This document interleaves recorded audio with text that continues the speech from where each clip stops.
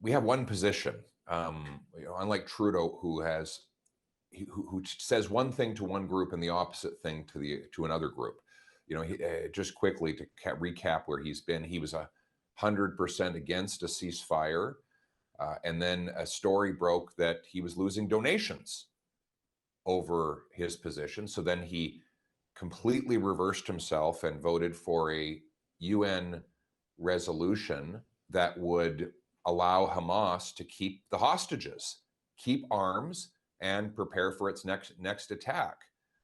So he did that because of donations, it would appear. Then he sent out MPs from his caucus who represent Jewish ridings to claim that they disagreed with him so that he could say one thing to one group and exactly the opposite to another group. And the message is, regardless of where you stand on the Middle East, Justin Trudeau will tell you anything you want to hear. And then when you turn your back, he'll betray you. Our approach won't please everybody, but at least we're honest with people about where we stand. Of course, we think what's happening to Palestinians is horrible, and we think the culprit is Hamas.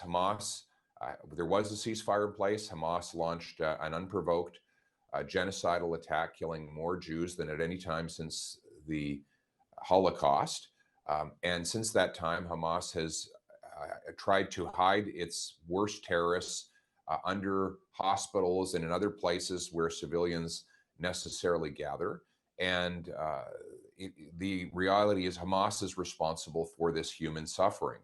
We need Hamas to surrender, give back the hostages, completely disarm, and then let's get working towards a two-state solution. I think we were on the route to doing that. Israel had signed peace agreements, the Abraham Accords, with UAE, Bahrain, Morocco, Sudan, and there was word that Saudi Arabia was next. Imagine if the home of Mecca and Medina were to sign a peace deal with Israel. Imagine the peace that would have broken out in the Middle East. That could have meant a Palestinian state with extreme prosperity for the Palestinian people, who have incredible geographical opportunities where they're located. So my work as Prime Minister will be to encourage the Abrahamic Accords to go further, for there to be peace between Arabs and Jews, and for that ultimately to lead to a free and independent Palestinian state living in harmony next to a Jewish state.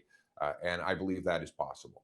I'll take it from your answer that if you were Prime Minister, Canada would not have voted for the UN resolution last week. No, we do not. Okay.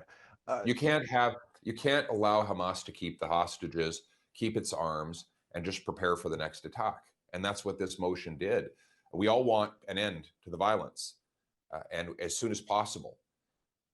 The only way for that to occur is for Hamas to be disarmed, for the hostages to be returned, and for the murderers of October 7th to be surrendered.